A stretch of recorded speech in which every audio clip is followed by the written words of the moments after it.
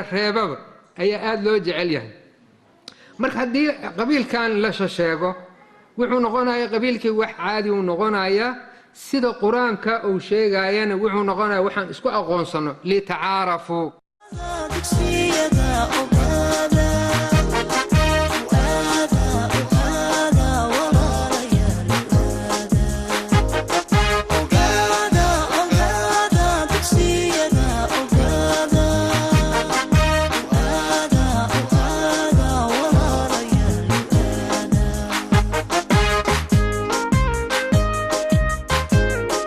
marka koowaad aad iyo aad ayaan idin salaamayaa akhyaarta indheergaradka aqoon-yahanka musheekhda dhallinyarada iyo dhammaanba haweenka ku nool gobollada dalkan Switzerland khaas ahaan inta nawaaxiga gobolkan Zurich agtiisa degan iyo inta gobollada inooga timidba sida fiican ee qiimaha leeyahay habeenkan caawa uga soo qayb gasheen programkan sida ciwaanka ku qornayd waxaynu caawa isugu nimid oo marti inoo ah professorkeena qaaliga ah professor Abdallah Umar Mansour hawshaas oo in muddo laga soo shaqeynayay waxay xagga Allah ka suura gashay inuu kulanku inoo noqdo habeenkan caawa haddaba waxaynu bilaaban doonaa programkeennii habeenkan caawa aynu ugu talagalnay oo ka kooban qaybaha uu professorku ku soo talagalay inagoo siinayna inta badan waqtiga isaga maadaama ay ku kooban tahay munaasibaddu ay tahay munaasibadda afka iyo dhaqanka Soomaaliyeed ay tahay faahfaahinta dib baanu dhigan doonaa madasha maadaama aynu isugu nimi waxaynu ku furan doonaa aayadaha quraanka kariimka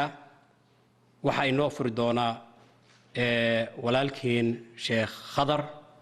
ayaan ku soo dhaweynayaa si uu aayadaha quraanka inoo furo a'uudu billahi minash shaytaanir rajiim bismillaahir rahmaanir rahiim wal 'asr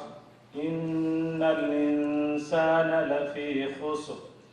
إلا الذين آمنوا وعملوا الصالحات وتواصوا بالحق وتواصوا بالصبر صدق الله العظيم آياتها قرآن كدبديد وحاسي official ay noogu furmaya programkeenan caawa haddii aan hordhac yar oo kooban ka hormariyo furitaanka dhammaanteen waan la soconnaa maaha markii koowaad uu inoo yimid professorku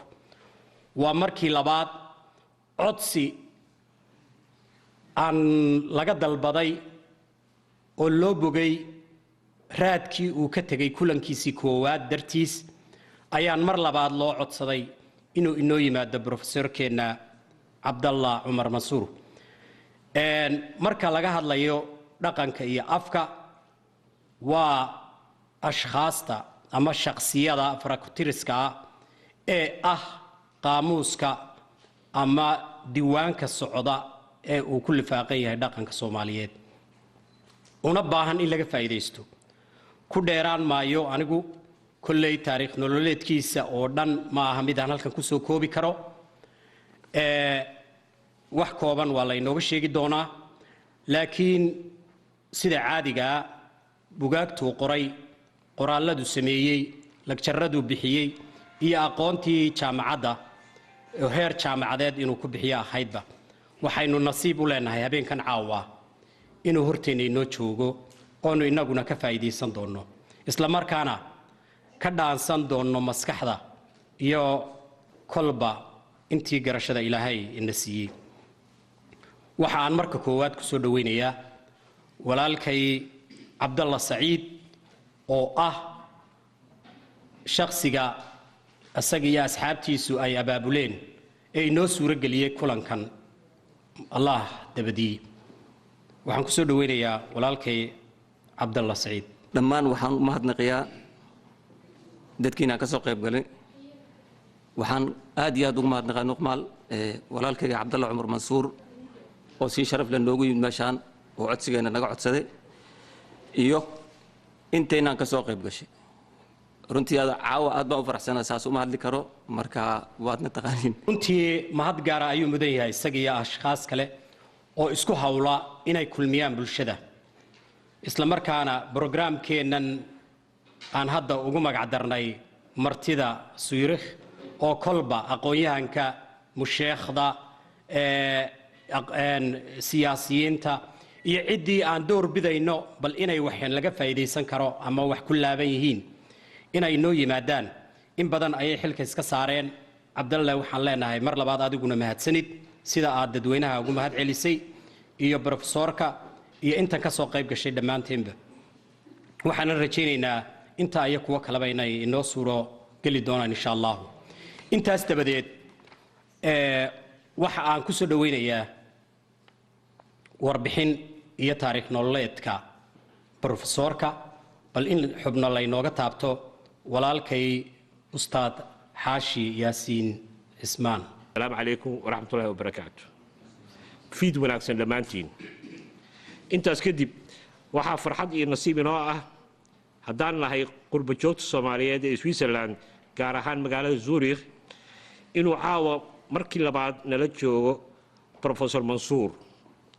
Professorku 5 sano ka hor ayuu Zurich noogu yimid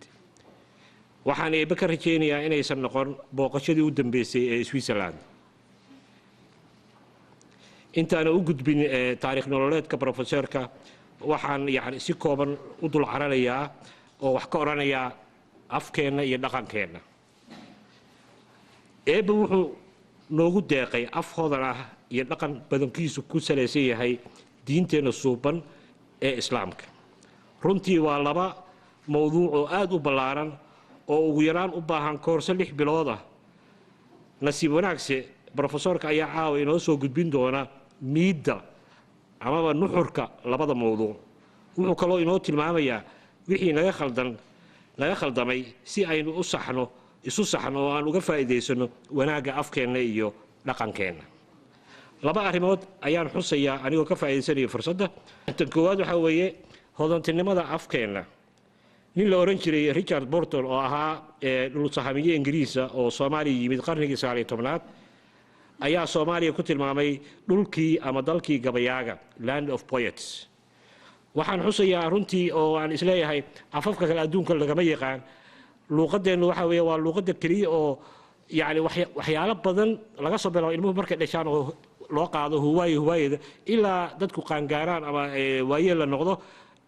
ay ku wada ku salaysan yihiin nidaam maaragtay miisaaman oo sidii suugaan oo kale oo qaafiyada huwaayada haddaa ka soo biloodid ilmihii markuu ka gudbo waxaa bay-adiisa lagu barahayaa googaale iyo halxiraale markuu qaangaaro oo teenager noqdo si uu sacarada iyo wax walba isaga biyo waxa la barayaa wax la yiraahdo caraatan mid walba waa miisaamaya mahayadi waa miisaaman yihiin caraatankii oo cayf holxun oo aan la sheegi karin waa miisaaman yahay kadib ba markii dadku waaweyn wuxuu kala baxayaa gabay iyo jiifto iyo dhinaca dumarkana waxay yeelanayaan maxaa la yiraahdaa buraanbur gabayada waxa isugu jiraan maaragtay jiifto waxa jira guurow shirib baa jira waxaas oo dhan waxay ku wada socdaan waa alliterated waa wada miisaaman yihiin oo yani haddaana khaldaneen ma u maleelayo waddan kale in laga helayo xataa iska daa wax kale cayadeena iyo habaarkeena da waa miisaaman yihiin qaafiyad bay ku socdaan oo waxaan tusaale ahaan usoo qaadan karaa laba habaar oo miisaaman oo matalan waxaa jirta aan maqli jirin markaan yaraa baaf qandhaa qurquri waa habaar baaf qandhaa qurquri waa miisaamaya laakiin qaa ku socdaa iyo qandho fil daran qaad marka yani ma u maleynayo inaa afafka kale adduunka laga heli karo yani luuqad saas hodan u ah oo yani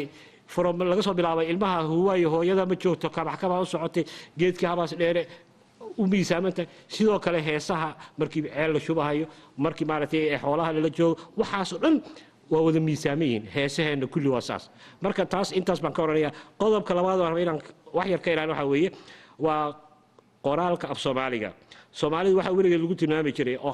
oral society ama bulsho afeed aan qoraal lahayn taariikhda qoraalka af Soomaaligu waxay soo bilaabatay qiyaasii 95 sano ka hor bay soo bilaabatay Ismaan Yuusuf Kennedy oo ahaa gabya filosofa ayaa markii ugu horeysay curiyay far Soomaaliyeed 1922 wuxuu markii hore gabayadiis ku qori jiray farta carabiga kadibse wuu iska daayay wuxuu arkay inaan lagu qori karin farta carabiga sababtoo ah farta carabiga waxaa ka maqan laba xaraf oo af Soomaali ku jira oo aan carabi ku jira oo ah e iyo o saa daraaddeed ayay ku kaliftay inuu soo alifo fartan cusmaaniyada magaciisa loogu magac daray markii dambena waxaa qaadatay ururkii SWL ayaa ka dhigtay baarakay farta Soomaaliya laakiin gumaysiga Talyaaniga ayaa dagaal ku qaaday oo ka dhigay inay tahay far qabiil leeyahay Ismaaniyada waxa loo oran jiray maxay isaga la oran jiray Ismaan markii isaga laga soo tago oo waqtigaas waxa kale oo jiray nin kale oo oran jiray Cabdiraxmaan Sheekh Nuur oo 1933 isaguna far kala alifay oo nin reer Booramo ahaa iyadiina waxa lagu shaabadeeyay magac qabiil farti Booramo laakiin magac kale lagu shaabadeeyay oo qabiil ah laga soo gudub 1952 Xuseen Sheekh Axmed Kadare ayaa isla far curiyay waxaana iyadana lagu shaabadeeyay qabiil oo reer hebel baa iska leeyahay waxa kale oo jiray qolooyin u ololeeya in la qaato farta carabiga intaas oo markii laga soo tago ugu dambeystii dawladii dhexe ee ayaa 1972 go'aan ka gaartay in la qaato farta Laatiinka ah ee aynu hadda isticmaalno mid hadda wax noo qoran taas waa mid dad badan ayaa doorar waaweyn ka soo qaatay horumarinta qorista baarista iyo kaydinta af Soomaaliga qaamuuska ugu horeeyay waxa qoray Allahu naxariisto Yaasiin Cismaan Keeladiid 1976 dadka doorka ka soo qaatay af Soomaaliga intooda nool waxa caawa nagala jooga halkan Professor Mansour oo aan runtii ku tilmaami karo living legend ama taariikh nool waxaan si gaar ah mahad ugu celinayaa mudane Cabdulla Saciid oo runtii lahaa fikirka casuumaadda professorka iskuna soo dubariday munaasabadda caawa waxaan kaloo u mahadnaqayaa mudane Abuukar Boob Alfanaan Axmed Yaasiin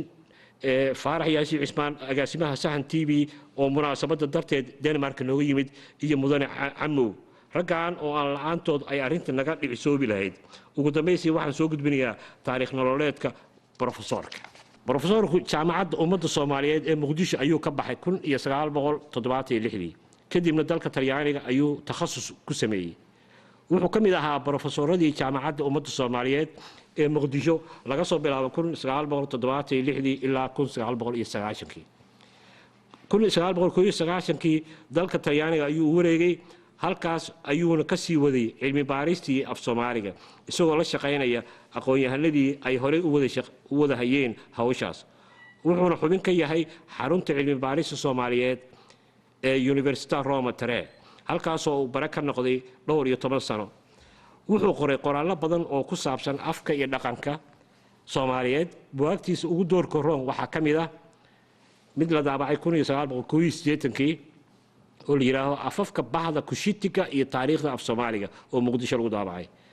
waxa ku xigay 1999 barashada naxwaha af Soomaaliga oo la qoray oo ay la qortay khabiirad kale oo liyaha Bulyeeli iyadana London baa lagu daabacay 2009 wuxuu qoray taariikhda iyo luqadaha bulshada Soomaaliyeed Sweden lagu daabacay 2012 qaamuuska af Soomaaliga oo la diyaarisay oo ay la diyaarisay professorada liyaha Bulyeeli wuxuu Professor Mansour Bilad Sharafa ku mutaystay buugiisa la yiraahdo taariikhda iyo luqadaha bulshada Soomaaliyeed oo galay kaalinta koowaad ee buugta afka Soomaaliga ku qoran ee la soo saaray 2009 waa mahadsantiin waxaynu sugnaaba waa professorka on hortiisna keeno iyo barnaamijkeennii caawa insha Allah taala waxaan u yeedhayaa Professor Cabdalla Umar Mansour sida aad u jeedaan afka iyo dhaqanka Soomaaliyeed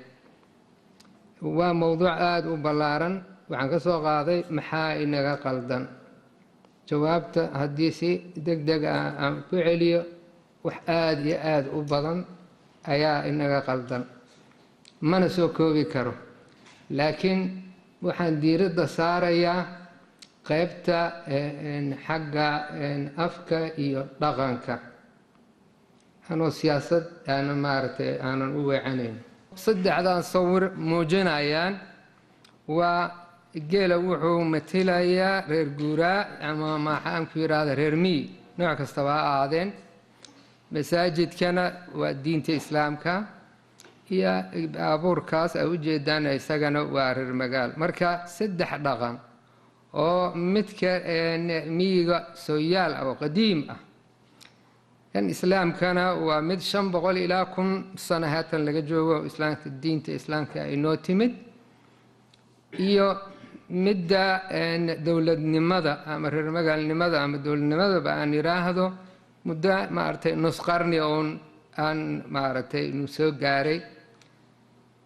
mushkilada marka ugu weyn dhibaatadana haysato waxay tahay 3dan dhaqanba Soomaalidu wada leedahay, laakiin sida ay isu waafajin lahayd ayaa dhibtu ka taagan tahay. mushkiladeeni u badan meeshaas ay maartay ay u badan tahay sida anigu ila tahay. gaar ahaan dhaqanka miyiga ayaa la qabsigiisi ku adag, maxaan ku yiraahdaa inta kale diinta iyo maxaan ku yiraahdaa dowladnimada. waa maxay marka guud ahaan waxaan fiirinaynaa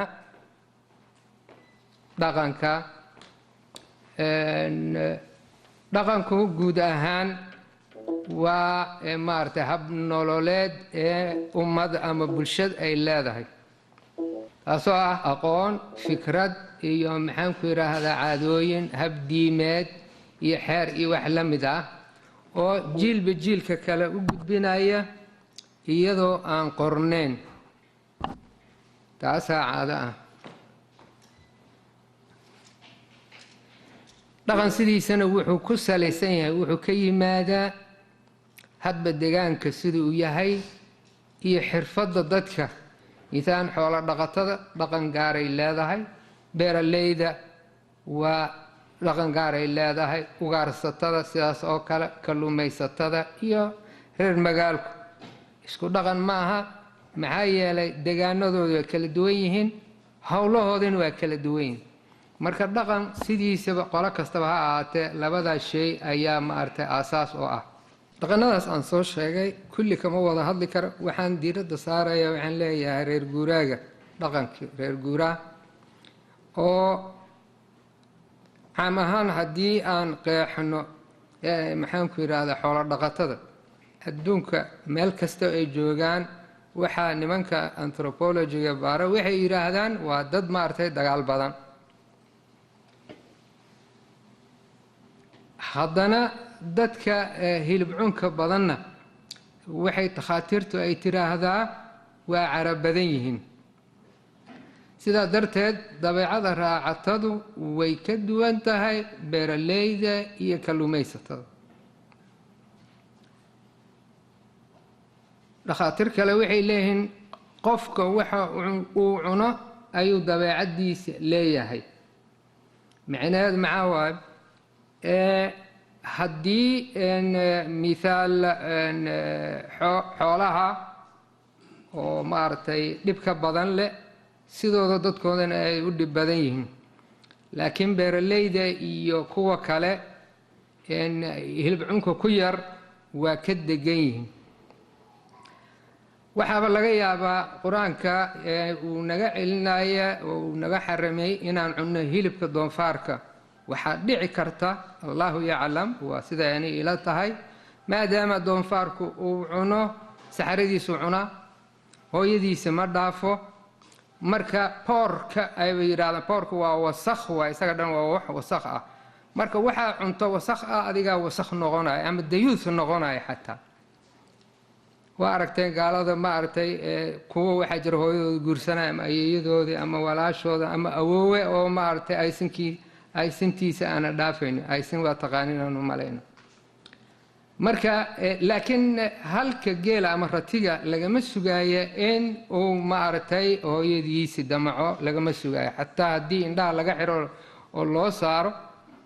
waa aargudsanaya, waa dilaya. marka maadaama Soomaaliya jugraafi ahaan deegaanka xoolo dhaqatada ay ku badan yihiin, jugraafi ahaan baan iri, xukumo ahaanna dadka xukunka u badan ay yihiin, dhaqankaas xoololeyda ayaan maaragtay diiradda sii saaraya. siiba qayb ka mid ah dhaqankaas ayaan rabaa maaragtay inaan diiradda saaro. oo isagoo u kala baxaya mid wanaagsan iyo mid xun. shayga marka waxaa roon haddaad rabti inaad daaweysid waa in marka hore aada baarta, markaasaa daawo la helaya. marka hogatuska soo socda ayaa waxaa maaragtay si kooban aan halkan u muujinayaa waxaa la yidhaahdo xeerka geedka. dhaqanka isagoo badan haddana xeerka geedka. soomaalida geedka wuxuu u ahaa barlamaan, wuxuu u ahaa meesha maxkamadda, meesha lagu gabyo, meesha maaragtay jarada iyo waxa lagu cayaaro. haddii xaajo ay timaado waxaa geedka hoostiisa isugu yimaada maaragtay intaasoo xubnood ayaa isugu imaadaan, maqaawirta golaha la yidhaahdo. waxaa ah xibinta koowaad guurti. guurtidana waxawaaye waa akhyaartii meeshaas. waxaa ku xiga xeer beegti, waa dad maaragtay khabiir ku ah xagga xeerka oo lagala tashado, waa dadkii sharci yaqaankii oo kale ah. buuni waa nin wadaada, isagana lagala tashado xagga sharciga islaamka shareecada ah haddii wax laga hela. guddoonsha waxa waaye waa ninka boqorka ah ama ugaaska ah oo guddoomiye markii go-aan la gaaro, isaga keligiis go-aan ma gaaro. gardoone iyo garqabeen waa labada dacwada isu haysta. qareen ayaa loo baahan yahay, qof waxaa jirta oo aanan aftahan ahayn, waxaan kari karin, qareen abokata ayuu leeyahay. iyo markhaati ayaa loo baahan yahay isagana in meeshii uu joogo. waxaa jira laba oo xagga farsamada teknikada ah. wargure soomaalida markii miyiga ay joogto oo ay xaajoonayaan, ninka dacwoonaya codkiisii hoosoo u dhigaya, caradiisana ma muujinaya. marka waxa portavoce waxa la yidhaahdo afka ajnabiga, ama codka kor u qaada sidii microfonkan oo kale kor u qaada. ninaa joogo wargure la yidhaha haye sidaa soo yiri kana u hadlaya, waa ku celinaya. isaga waxaa waaye microfonkaas ayuu yahay. waxaa jira kan tobnaad naawile, nin isagana warka aruuriyo oo ereyna aana ka fakanayn, haddii lacala la isqabsado ayuu leeyahay meesha sidaasay ahayd. dacwada marka sidee loo qaadaa? dadkaas markii la helo dacwadii waxaa la raadinayaa dacwadaas nooca ay tahay ayaa la raadinayaa. marka dacwada nooca ay tahay shaxda soo socota ayaa maaragtay waxaa ah. garta waxay u kala baxdaa dhiig iyo dhaqan. marka dhaqanka waa xilo xagga haweenka ku saabsan, xoolaha, martigelinta, magan intaas. dhiiggana waa maaragtay dad maaragtay la dila kow laga siiya, ama qoon oo qof meel looga dhaca sida qadaf, dhaawac, kufsad, tuugo iyo maaragtay wax la mid ah. markii la ogaada dacwada waxa ay tahay ayaa gartii la bilaabaya sidii gartii loo qaadi lahaa. waxaa hadlaya ninka awal dacwada qaba ayaa hadlaya tartiib. waxaa kasii daba hadlaya ninka dacwada loo haysta ayaa kasii daba hadlaya, isdifaacaya. marka garta waxay u kala baxdaa saddex arrimood midkooda waa inay noqoto gar qiraal, inuu qofkii qirto anigu dembigii waa gale. markaad gartaas xaggay ku dhammaanaysaa, ciqaabtiyaa loo sheegayaa ee waaba dhammaatay. haddii qofka aanan qiran waxaa loo baahan yahay markhaati, inuu markhaati keeno. haddii markhaati maxaanku yidhaahdaa la waayo oo ninkiina aanan qiranaynin, midda saddexaad waxay tahay waa dhaar, waa in la dhaariyaa qofkii. kee la dhaarinaya? kan dacwada, sida hadda maxkamadaha caadiyan maaragtay, ama kan dad dacweeye ama kan la dacweeyaha ah. waxaa marka u soo noqonaynaa markhaatida. qofka markhaatida ah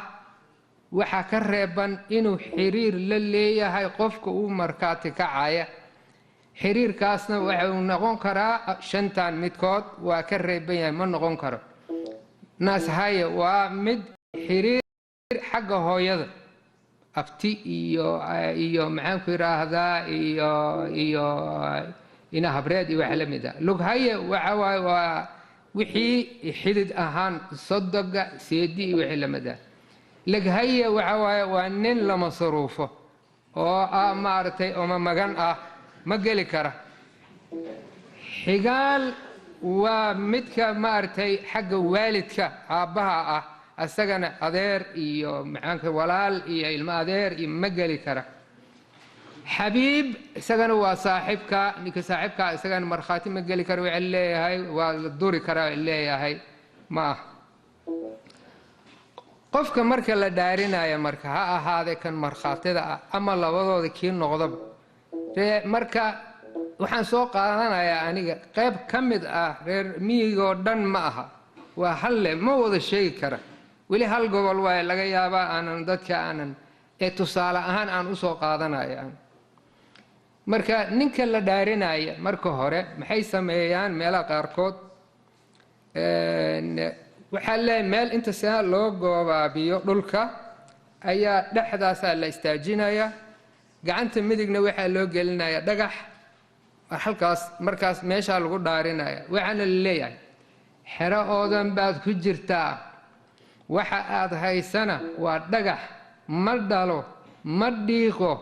inaadan arrintaa wax lagaa weydiinaya been ka sheegaynin ma tii ilaahay sida dhagaxa kaa dhigay baa haddii mar la yidhaahdo waxaan warkaan ka hayaa aw daahir afqarshan in la yidhaahdo oday maaragtay aad iyo aad suugaantii dhaqan ku dheer wuxuu yidhi lagama sugaayo inuu been sheego aad buu isu kurbeynayaa waa haddii aad kitaab qur-aan aad u dhiibta tanuu maaragtay ayaa kitaabka laga yaabaa inuu ku dhufto markiiba tanaa u daran. marka xeerka ciqaabta haddii aan qaar aan ka soo qaado maalan qadaf qofka yacni aad u gafaysa maxaa waaye aflagaado oo qof aad ku samayso ama dharbaaxa ama jeedaal maxaan ku idhahdaa karbaash koonfurteena aan ku niraahno ama kabt ama haraati intaasba dembi ayay ahayd reer miyiga waxayna keeni kareen maaragtay dagaal iyo dil ayay keeni kareen. sidaa daraaddeed si arrimahaas loo celiyo waxaa la bixin jiray yani qofka ganax ahaan in farda iyo geel ayaa la bixin jiray weliba haddii uu ninkaas uu yahay maaragtay mid ka mid ah madax uu yahay ama qof magac dheer leh ama culamo ah magtu waxay noqonaysaa xilo iyo xoolo yacni waxa waaye xoolaha ka sokow haddana gabaraa loogu daraa raaligelintiisa. haddii qofka maaragtay lagu sameeyo uu yahay nin qaraabadiisa ah oo ku sameeya ama nin madaxdiisa ah ama xaaskiisa ugu sameeya ganaaxiisa waxaa la yidhaahdaa muraadona waxay tahay ninka neef geel ah kan ugu qaalisan ayaa la leeyahay qal gacantiisu ku qalaya ninka maaragtay dembiga laga galayn isagana waa la qabanaya si meeshii waxaa u timaada maslaxa meeshii marka hilibkii lagu cuno ayaa lagu maslaxoobaya. tuugada ayadana aad iyo aad ay dhinacaas maaragtay soomaalida waxay ka ahayd wax aad u fool xun sidaa daraaddeed waxa uu xado 3 jibbaarkiisi ama 7 jibbaarkii ayaa laga qaadaya si aan tuugadaas aanan u soo noqon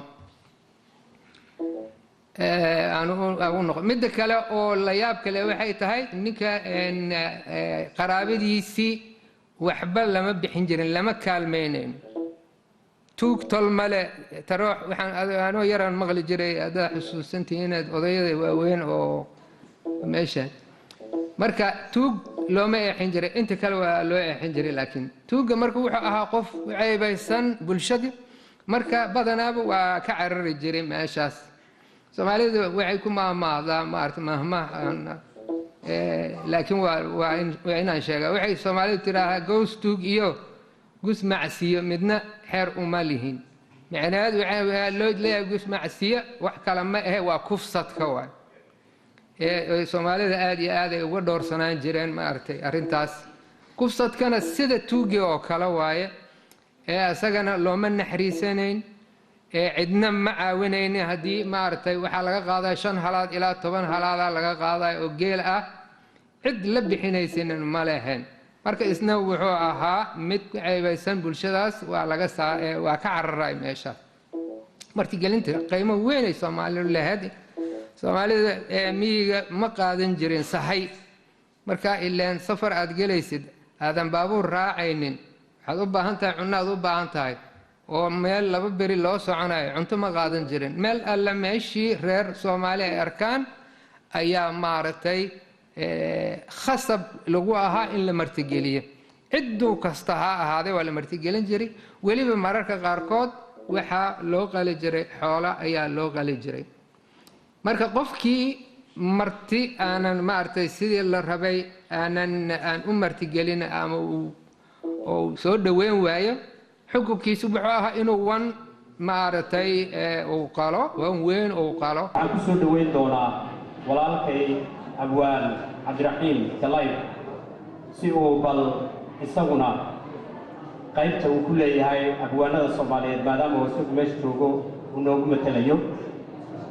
in uu noogu sii gogol xaaro qaybta luqadda afka Soomaaliga iyo aragtidiisa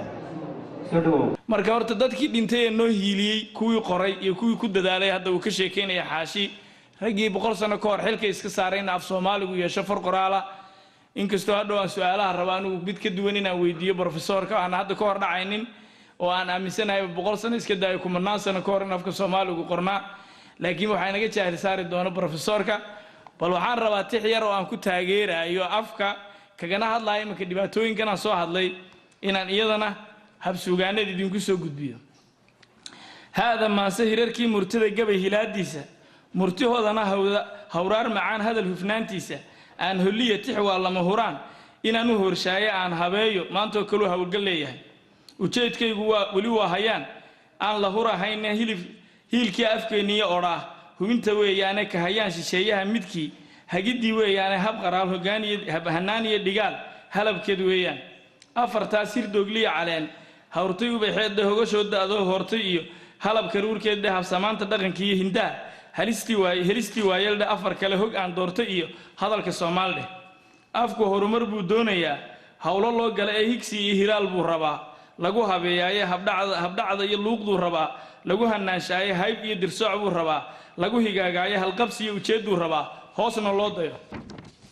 hog inuu ku dhaco waa u halis lana hilmaamaayo hafashiye dhib weyn buu qabaa la hufinayaa shisheeyaha halgaadiyo ku wada halis colaadeeda hadba erey ayay siibayaan kii hore jiray hantaaqooyin baa lagu wadaa hoos dugud weyna dadka hirana lama haayo weli hoobadka galay horseedkii aqoontu u lahaa waa hagranayaa hebad weeye kaan barax ku darin hadalka Soomaaliyeed hadalada qalaad baa inta aqoon loo hormariyay buuniga hatiga ka badan heelka geedaha ka hayire dadkiisa ma jiro ruuxu hawliye hogaan maamul oo hilu gala kii hore jiray hoy lagu ilaashiyo malaha hoosin loo dhigay hadalkiisa maahe ma jiro haniya muuqaale hooyaaladii gabayga iyo tixiya hawraarta in yaro hunguri kaga jira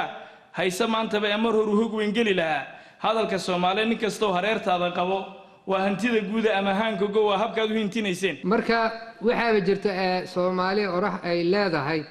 dad waa kugu labo la noolow oo nabad la ahaw ama ka noolow nacab ahaado marka qofka waxa u muhiimsan oo u daran waa in tolkiisa qofka kamid ah inta kale waa u nacab waxaad arkaysaa Soomaaliya xataa ereyada qaarkood hadda aragtid saaxiib erey Soomaali saaxiib carabi waxaad moodaysaa inuusan jirin meelo qaarkood wadaay ayaa jira laakiin reer guuraaga raacatada ma laha saaxiib maxay u yeelan waayaan waa fikri waxa waaye haddii saaxiib uu yeeshana wuxuu leeyahay walaal waxaas iyal yani waa tolkiisu ku darsaday walaal waxa xiriir wanaagsan uu la yeelan karo waxa waaye nin kamid ah tolkiis saaxiib waa midaan tolkii aan kamid ahayn waaye marka ereyga saaxiib waxaad moodaysaa carabi inuu noogu yimid fadlan hataa waxaad arkaysaa waxyaabaha qaarkood Soomaali fadlan carabi noogu yimid marka qof wax uu weydiisanayo wuxuu leeyahay walaal uu leeyahay marka walaal uu yahay waajib ka yahay maartay inuu caawino inay caawina marka eradan noocan oo kale waxay farta noogu fiiqayaan in qofka tolkiisa mooye cid kale aanan jirin. waa waxyaabaha isku haysana. qaacidada asaasiga ah oo maaragtay qabyaaladda khaasan waxay tahay u hiile walaalka gar iyo gardarraba. tii jaahiliyada jirtay oo rasuulka calayhi salaatu wasalaam markii dambe uu saxay, haddii uu maaragtay qof cid uu dilo beeshiisa ayaa difaacaysa oo looma dhowaan karo ninkaas in la dilo, lama ciqaabo. cidda wax disha cidda wax laga dilayna laba ayay maaragtay mid inay doortaan in mag ay qaataan ama inay maaragtay qof kale ah, qof kastoo ah qabiilka ka tirsan ayaa la dilaya. nin aan waxba aanan galabsan ayaa la dilaya. kaana haddii la sameeyo waxaa imaanaya isku dhac laba beel, laba reeraa isku dhacaya. sidaa daraadteed wuxuu ku khasban yahay cidda wax laga dilay waxay ku khasban yihiin inay qaataan magta ayaa la qaataa. dhaqankan wuxuu marka aad iyo aad wuxuu u egyahay midkii jaahiliyadda alcasabiya ay lahayd oo anagana soomaali ahaan la dhihi kara qabyaalad. qabiil lama diidana sida qur-aanku uu sheegaayo litacaarafuu inaan iska aqoonsano, laakiin waa qabyaaladii. qabyaaladiina waa ti aan sheegnay u hiili walaalka gar iyo gardarraba. marka qabyaaladan maxay keenaysaa? waxay qofka siinaysaa waxyaaba la yidhaahdo dallad caymis ah ama xasaanad. midda hadda baarlamaanka soomaaliya ay dubitaatiyaasha tii oo kalea la rabaa in qofka aan la ciqaabin xasaanad ayay maaragtay qabyaalada siinaysaa. waxaan ugu dhegannahay gar iyo gardarraba waxaa gargaar uu ka helaa beeshiisii. beesha ayaa la wareegaysa mas-uuliyad. xataa qofka waxaad moodaysaa inaan mas-uuliyadba aana qaadayn. hadduu wax dilo qabiilka ayaa magta bixinaya, qabiilka ayaa difaacaya. marka wuxuu noqonayaa qofkii sidii cunug yar maaragtay oo aabbihii oo ilaalinaya dhibta wax walba ka ilaalinaya. marka tan ayaa aasaaska u ah sida aniga ila tahay qabyaalad ku dheganaantan qofka ugu dhegan yahay waa xasaanadan uu qabiil ka helay. waxa af ingiriis lagu yiraahdaa privilege ayuu ka helaya, maaragtay hanti uu helaya, wuxuu rabo dilaya. waagii aan yareen waxaan maqli jiray wallahi intaan kawkaasi iyo taana ayaa qabiilkayga u bixinaya. yacni qabiilka waa badan yahay ma garat. marka waxaa jirta maahmaahiyo oo maaragtay farta ku fiiqayaan sababaha maaragtay dadka inay aaminsan yihiin inaanan noolaan karin qabiil la-aan aan noolaan karin. soomaalida isla soomaalida reer guuraaga ah ayaan ka soo aruuray. waxay yidhahdaan tol la-aan waa tows marka cabdiraxiima ay fasiri doona waa dhibaato daran ama cudur aan la daaweyn karin. marka qabiil tol la-aan waa towsaa la yidhi waa dhibaato aan dhammaanayn. ma noolaan karo haystaaba ninka reer baadiyaha ah oo reer xoolo dhaqatada. waxay leeyahay buur ahaw ama buur ku tiirsanow. qofka keligiis maba ahaan kara. ama buur ahaw oo xoog yeelo tol leh. haddaadan tol lahayn oo ka soo tagtay degaankii tolkaage buur ku tiirsanow, yacni cid kale oo buur ah ama xoog leh oo ku difaacdo ku tiirsanow. nin tolkii ka tegey soo tanaado lawaa. yacni haddaad tolkaa ka tagtid xoolo haddii la dhacayo xoolihii la kala qaybsan lahaa wax ma helaysid. mata inteed ka helaysaa? marka waxaa lagu nool yahay dulmigaas. yacni ninka keligii socda waa labo, waa tuug ama waa tol la-aan. keligii ma socon karaba meelo inuu cuskunaado. tuuggu waataan soo aragnay tol ma laha la yidhi. saddex ayaa dhulka ugu xun baa la yidhaahdaa. meel aan bannaan ahayn oo bahdaadu joogin aana lagu bixinaynin. meeshaasna maaragtay sidaasay u leedahay. tan ugu dambaysa saddex tolka ayaa kugu naca. hooy la-aan, hooyo maa hooy la-aan, hiil la-aan iyo hal la-aan. adan geel aadan lahayn waxna aadan helinaynin, yacni tolkaa kugu nacay. marka kuwaan iyo wax ka badan ayaa jira oo muujinaya in qofku uu aaminsan yahay tol la-aan aanan noolaan karin. marka in qabyaaladu aanan maaragtay ka tirtirmin maskaxda soomaalida reer guuraaga ah oo reer magaal noqotay aanan ka tirtirmin waxaa astaan ahaan aan ka dareemi karnaa markii maaragtay dhibaato qof ku dhacdo wuxuu ku hadaaqaa uu leeyahay alla tollaayey baayey tolbeelayey waa halka uu maaragtay ninka mu'minka u dhihi lahaa inaa lilaahi wa inaa ilayhi raajicuun subxaana allah intuu dhihi lahaa ilaahay kaashan lahay tollaayey maanta allah haddaan tol lahaan marka tolka inuu ku nool yahay ayaa tan muujinaysa midda kale waxaad arkaysaa xataa markii qofka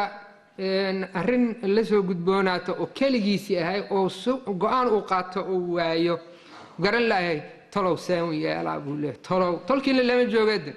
ilaahow seen yeela xataa intuu dhihi lahaa tolow seen yeela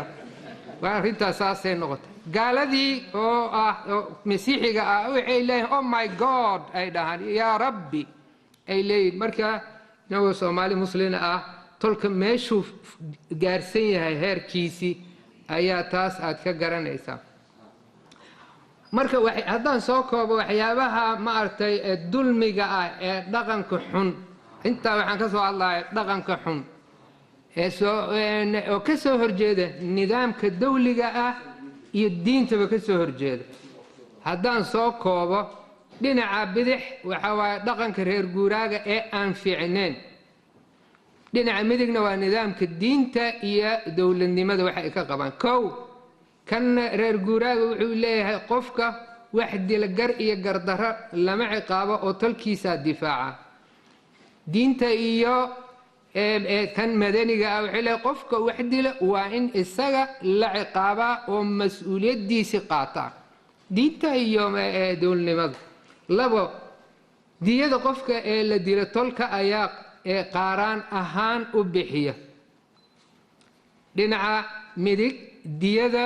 qofka wax dila ayaa laga rabaa ma aha maaragtay qaaraanka waa waxa isku xirxira qabiilka xataa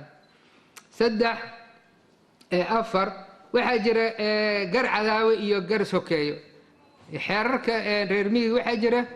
marka sokeeyo uu yahay garta tia aan soo aragna waay laakiin hadduu qabiil kale uu yahay gar cadaawaa la yidhahda looma naxariisaa labadaa gara ayaa jira laakiin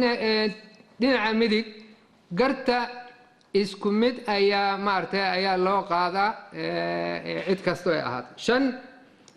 waxaa la xalaalaystaa in la dhaco geela qabaa'ilka kale ayaa maaragtay la xalaalaystaa oo xataa maxaan ku yidhaahdaa nimankii gabyaaga ahaa iyo nimankii maaragtay ay dhici jireen ama wadaadada xataa dhinaca kale waxaa in hanti la dhaco waa xaaraan geelba ha ahaadeen haweenayda dhinaca bidix haweenaydii saygeeda ka dhinto waxaa lagu khasbaa inuu guursado dumaashigii si xoolihii iyo aan la wareegin cid kale aan u guursan laakiin diinta iyo nidaamka dawliga haweeneydaas khiyaaray leedahay qofkay rabta ay guursanaysaa dulmiga marka arag yacni dhaqanka miyiga intiisa xun waay ma sheegayo ani dhaqanka oo reer miyiga dhinac xun ee waad aragteen dhinaca wanaagsan iyo suugaanta iyo laakiin kan xun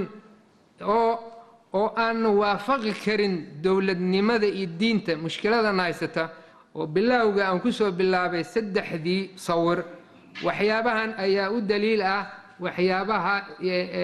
isdhexgalka saddexdaas nidaam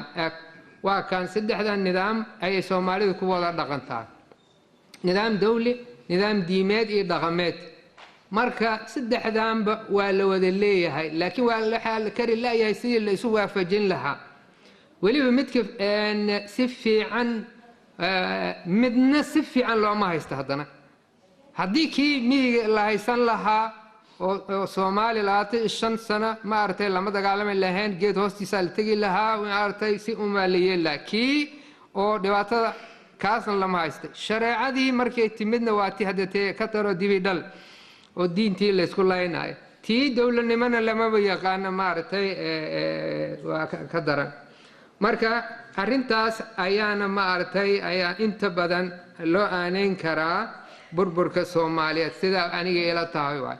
marka qabyaaladda sideedaba waxay ka dhalatay maxaan ku yiraahdaa miyi xoolo raacid xoolo la dhaqdo iyo dawlad la'aan ayaa keentay qabyaaladda sideedaba laakiin haddii aan magaalo nimid oo dawlad aan leenahay oo geel iyo lo waxba aanan dhaqanaynin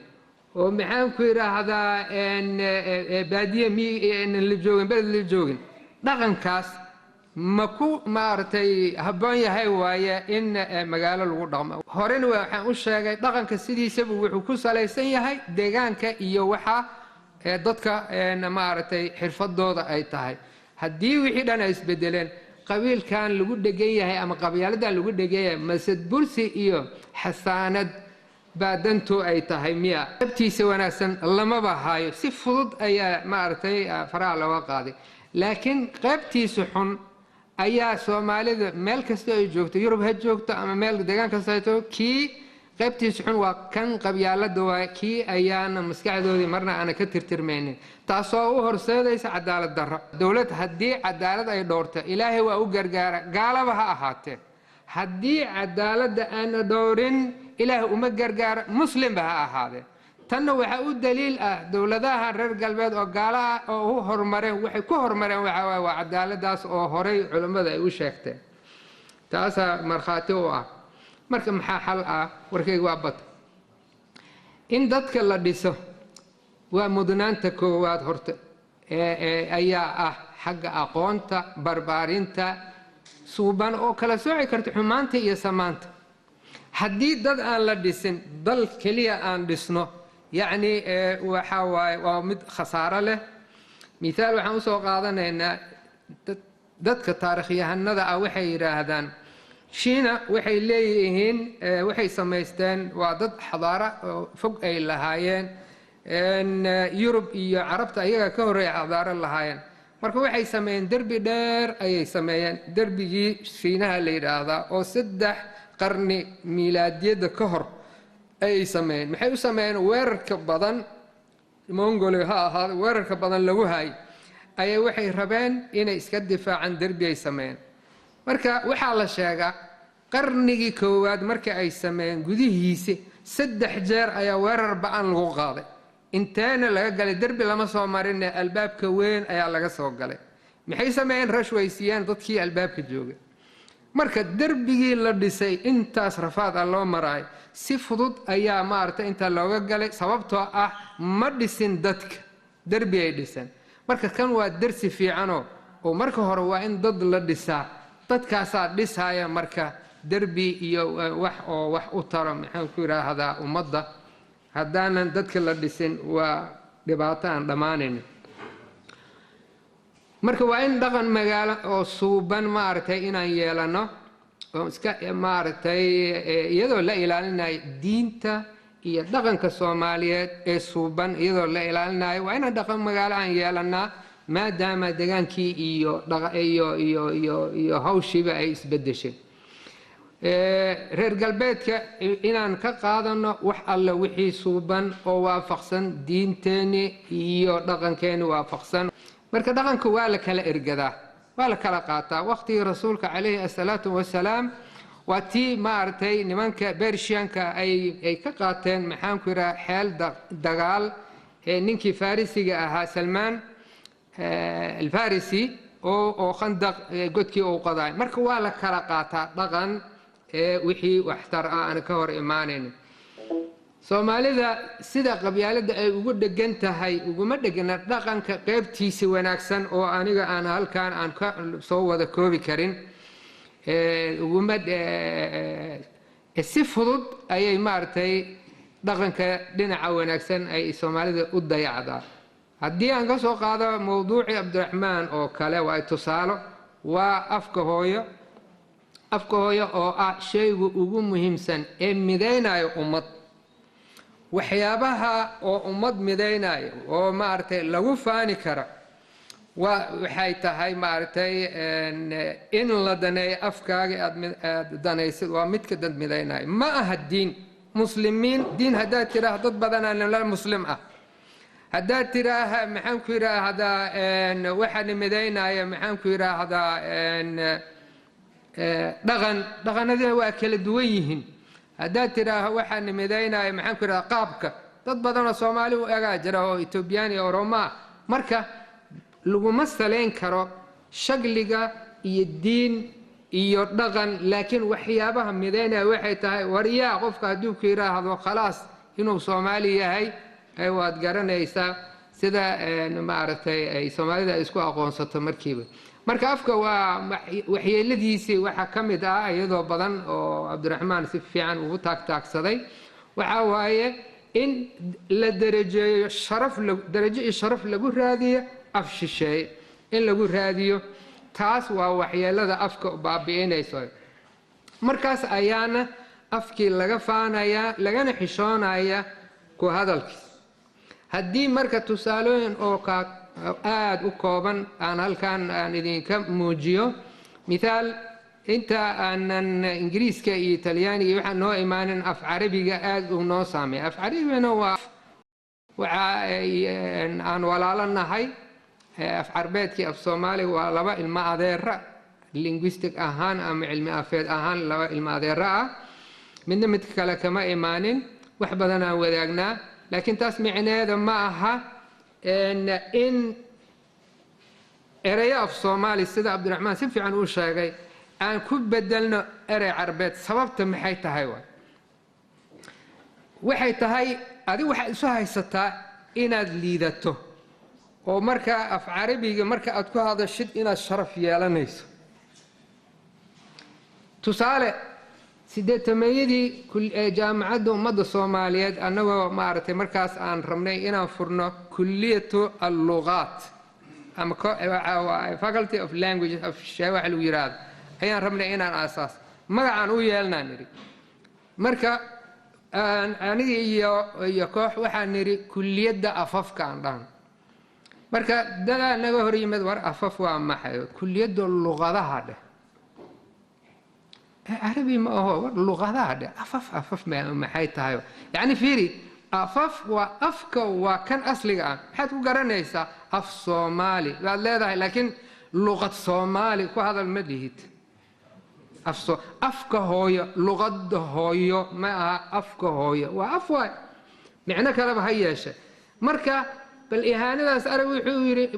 وأنا لقى حب بدي وعلى يري كل يد اللغة ده تيا أياه هرقشي sideetameeyadii waay dad waxaad arkaysaa oo af soomaaligooda aada u wanaagsan oo suugaan fiican ana leh ayaa waxaad arkaysaa ereyo soomaaliyeed kuwii uu sheegaya cabdiraxmaan yacni kuwo ka sii weli waxaa hooseeya aasaasiga ah sida ukun waxay leeyihin bayd inta ka hor moogay haddaan idiin sheegay wiilaa hargeysa tegay oo nin juud qaadi ah ayaa wuxuu raadinayay cusbuu raadinay jaaduu rabay ma og wuxuu rabay inuu samaysto cusbuu raadinay cusbo ma haysan maya cusbo ma haysan maya marka waa soo noqday kaali idinku cusbo la'aanaad cuntaan miya kulli dhiig karaad qabtaan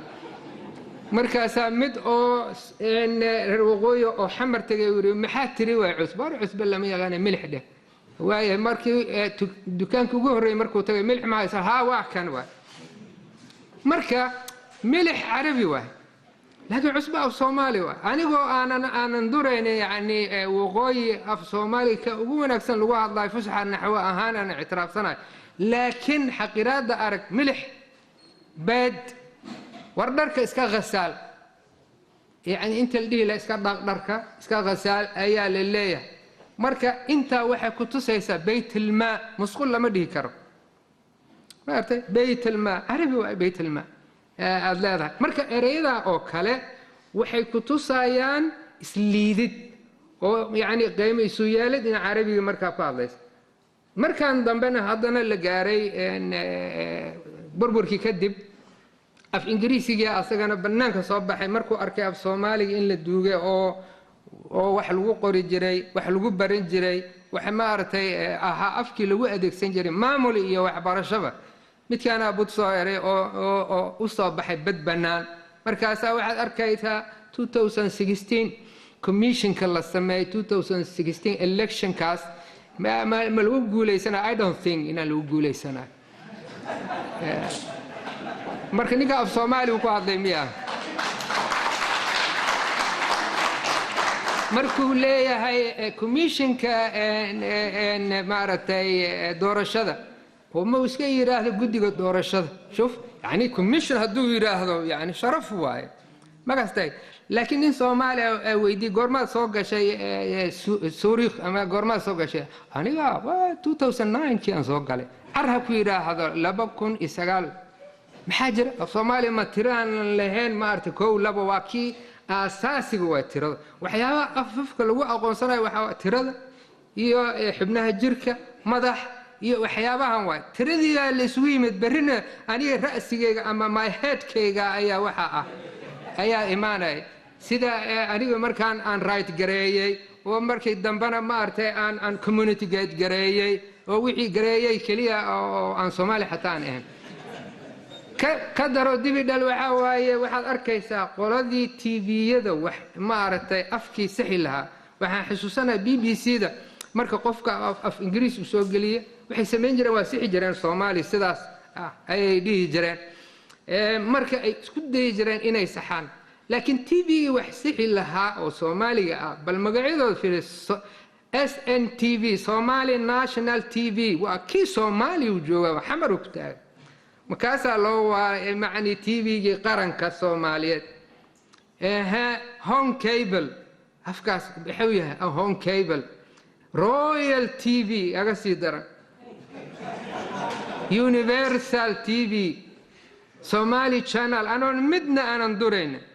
يعني وحوا مجاعي Somali اللواي رويال صبغر لكن سي أهلو يعني دت بسوجيته وإن إنجليزي ماشي وقرا دي كلمات حتى مركي اللي سوق قرا نيوز وركه حوصل وقرا نيوز هي الكورنرين marka maxaan ula yaabaynaa dhalinta qurba joogta ku dhalatay maxaa loola yaabaa idaa kaana rabbul bayti bidafin dhaaribin fashimad ahla biraqs ninki shaacirka uu yiri hadii aaba durbaan garaac uu bilaawo ilmihi maxay bilaaween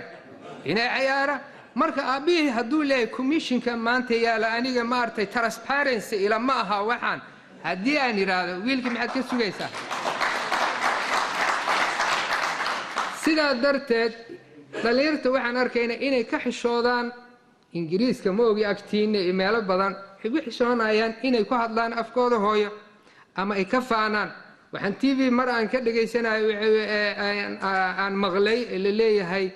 kuwa waxa jira ingiriiska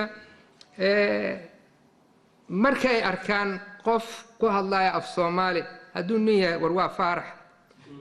he comes now from Somali badow waay haduu yimid waay hadday gabar tahay war xaliimo waa inaga daa inaad maqasheen aan u maleynaa marka yani hadduu ku hadlo af Soomaali wuxuu haystaa inuu maartay uu noqonayo serie B waxa la yiraahdo laakiin waa in dadkii la mid noqda qofka waxa cadeynaya Soomaalinimadiisa ama heybtiisa ama af Ingiriisi waxa lagu yiraahdaa identity ما ها دين يدغى سيدان هوران وشوغل لكن وافكي واي هدي افكاس مارتي لان افكو وحو حنبارسن يحي دقنكاغي دينتادي فكركاغي سوغانتادي وحيابا بدن ايو حنبارسن يحي افك هدي افكيسا هو يقف اولومي انتاس بوا لومينايا افكليا ما دوماي دقنكيا دوماي دينتي ايا كدومايس الا دينتاني maxaan ku yiraahdaa afkeeni wuxuu xambaarsan yahay oo u badan waa diin waay oo waana iyo khair iyo salaad waa diin waay marka saddexdaas waay wuxuuna rabaa inuu la mid noqdo dadka cadaanku la nool yahay laakiin isla markii serie B waxa la yiraahdo ayuu yahay mar walba hadii shaqo uu galo qofkaas mar walba waa la liidaa يعني حتى سي او توس انا ما ارتي انا هن سي او ضدبن ولا ليدا marka adiga iska yeel si kasta aad yeelatay mar walba waxa tahay serie B baa tahay sideedaba dad ummad haddii la rabo in maaragtay diintoodii iyo dhaqankoodii laga baabi'iya waxaa laga maraa xagga luqadda ama afka ayaa laga maraa haddii afka laga baabi'iyo afkiisa hooyo khalaas gacanuu ku jiraa ninkaas waa la hantiyey caruurteenna hadda waxaa loo hantiyey waxay tahay waa afkiia laga dhumiyey waa adag tahay marka haddii mar afka laga dhumiye in soomaalinimadii aad ku soceliso naga daa nimankaas iyo maaragtay maryoole waxooda iga daa iyo wax u eg hooy ninka aad waxaan maqlaya hooy maxaad ugu diraysaa abtiga iyo adeerkeeda ku haysaa oo maaragtay dhaqankiia lagu baaray uu leeyahay uu ka reebaya waalidkiisii xawaalada wax u diraayo marka waxaa ilaa habboon maaragtay in aan yeelano dad shakhsiyad leh oo isku kalsoon inaan ahaano qofkaana marka haddii afkiisa hooyo uu liido waa maxay tahay shakhsiyadaadaa liidi marka cuqda nafsiya waaye complex of inferiority yani ama talyaani waxay leeyahay complexity inferiority adi waa ka liiditaa oo kale waay afkaaga haddii aad liidid adigaa isliiday marka waxaa noqonaysaa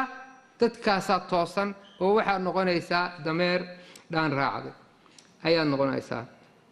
haddii tusaale aan ka soo qaado xagga inaan nahay dad iska maartay dhaan raac inaan nahay waxaad ka garanaysaa farta aan adeegsano waa far latiin oo waxay adeegsadaan yurub oo dhan farta latiinkay wada adeegsadaan ha ahaatee waxay leeyihiin farahaas iyagoo isku mid ah ayaa qaarkood codadkoodii sida loogu dhawaaqaya kala duwan qolo walbana sideedii ayay ku dhegan tahay oo ma bedesho sida ay ugu dhawaaqdo marka tusaale haddaan soo qaada maalan afkan slovenia lidaa xarafkan ca soomaaliga ah za-o ayaa loogu dhawaaqa afka poland acdaas iyadan hal zawa tan kore waa laba za af ingiriisiga mar waa sa marna waa ka af talyaaniga mar waa ja marna waa ka ayaa loogu dhawaaqa marka innagan haddii cadeen sidii haddii ca aan ugu dhawaaqna maxaa naga reebay poland waxaad arkaysaa labada xaraf la israacsiye caanka cada iyo ha'da la israacsiye ayagu waxay u tahay dhawaaq ahaan ha swiiska idinku waxay idin tahay kha oo zurikh dad badan aan weydiiyey zurich ma aha waa zurikh kha idin tahay ingiriiska ch ama cadi ha waa ja teacher oo kale faransiiska c caanka iyo ha'da wuxuu u yahay sha u yahay cabdirashiid markay qoraan cabdi kahiib ay u qoraan talyaaniga ch ama cadi ha wuxuu u yahay ka buu u yahay ka iyo kii ayuu noqonaya talyaanigu wuxuu leeyahay xarafka ga keliya afar cod uu leeyahay afartaa waxaa ka mid ah haddii ga iyo na laysu geeyo nya uu noqonaya manyo ninka oo ingiriiska wuxuu leeyahay magno no aa laleeyahay manyo dheh aa leeyahay pulya waa ji ga iyo la iyo iida waxay noqonaysaa gi pulya shisheeyaha wuxuu yidhaahdaa puglia no waa la saxaya pulya dheh aa laleeyahay marka waa lagugu khasbayaa afkaas sidaa daraaddeed waxaad arkaysaa magacyo badan oo shisheeye ah sida loo akhriyo iyo aanan islahayn andrewski waa ninka aad iyo aad u darsay af soomaaliga anderzajaweyiski ma loo akhriyo andrewski aa laleeyahay degol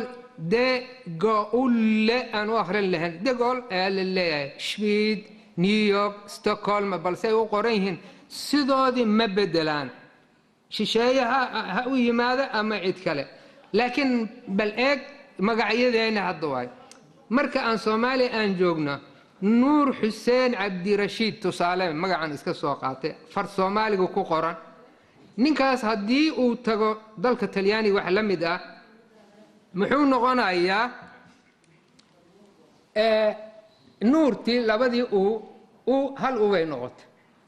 ingiriiska hadduu tago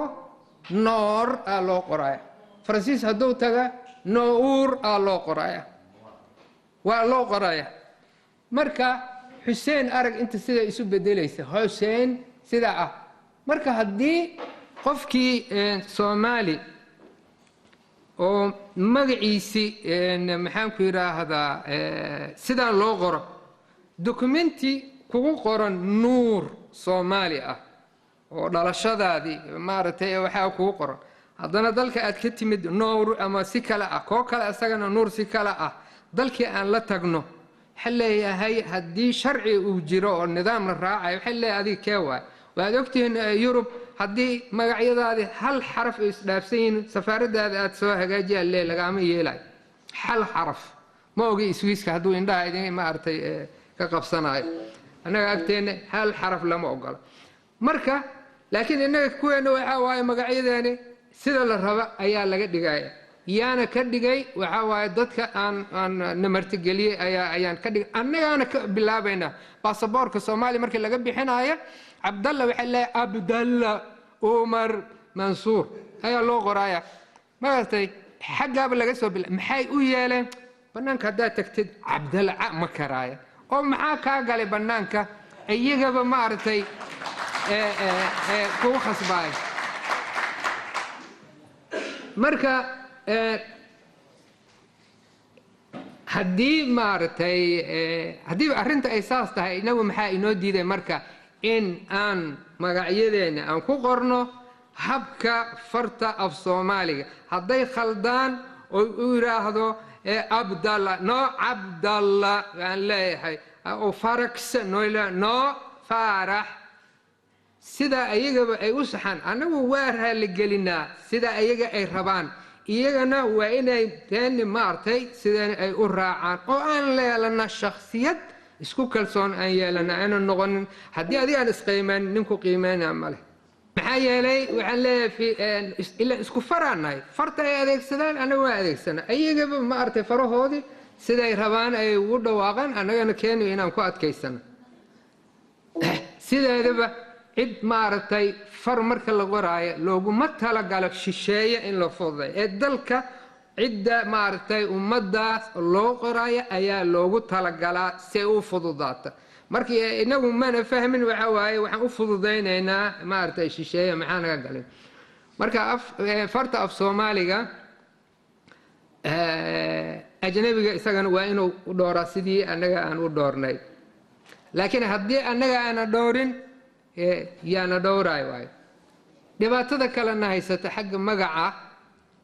waxaa jira magacyada soomaaliyeed inta ka horna waan ka hadlay daraasad aan wado waaye magacyada soomaaliyeed waxaad arkaysaa mithaal maxamed cali cabdullaahi maxamed cali cabdullaahi war ma aragteen maxamed cali cabdullaahi nin kasaay ma leh maxamed cali cabdullaahi oo qabiil walba ku jira ayaa jira marka waxaa ii jilciyaa lagu leeyahay maxaad u jilcinaysaa tilmaansii waa inaad sheegta ciddii u dhashay taas waa tilmaamay noqonaysa ama waa inaad sheegtaa shaqadiisa kii dhakhtarka ahaa ama waa inaad sheegtaa qaabkiisii maxamed cabdullaahi kii buurnaana misma kii dheeraaba waa inaad tilmaantaa ama naaneystiisa waa inaad sheegtaa soomaalidu waxay tiraahdaa qof aan naaneys lahayn waa ri aan gees lahayn taasaa yacni baahi naaneys inay jirta yacni macrifa lagu garanayo ayaa maaragtay ayaa mahmaahdan ama orahdan ay tusaysaan muujinaysaan walow nasiib daro naanaysyadeenii ay u badan yihiin ilay gacamey madaxeyd dhegaweyne afweyne iyo jinoole iyo laangare iyo cabdiwaal iyo caashawaal iyo wax u eg maaragtay taasoo oo diinta islaamkana maaragtay qur-aanka sida aad ka warqabtaan oo diidaya in magacyadaas xun la isu bixiyo marka aan qurbaha aan nimid oo aan la nimid maaragtay la nimid maxamed cali cabdullaahi nin ah ayaa yimid qurbihii marka ma laha waxa la yidhaahdo sarneem ama magac qoys ma laha maxamed cali cabdullaahi waa badan yihiin maxay sameeyaan marka aniga talyaaniga aan joogo waxaa la yidhi magac qoys samaysa waxaan idhi systemka anglosaska ah ayaan sameeyey nidaamkoodii oo ah first name iyo last name cabdalla waa magaca last namena mansuur aan idhi meesha askartaan tagay waxaa la yidhi kan labaadna maxaa waaye waa magacii aabbahay kan waa magacii awowgay magacaaga kee waaye cabdalla waaye sarneemkaaga cumar mansuur waaye iska dhaaf warkaas waa ligu khasbay nidaamkoodaa sidaas ah marka ingiriiska marka waa kan hadda fiiri maxamed cali cabdullaahi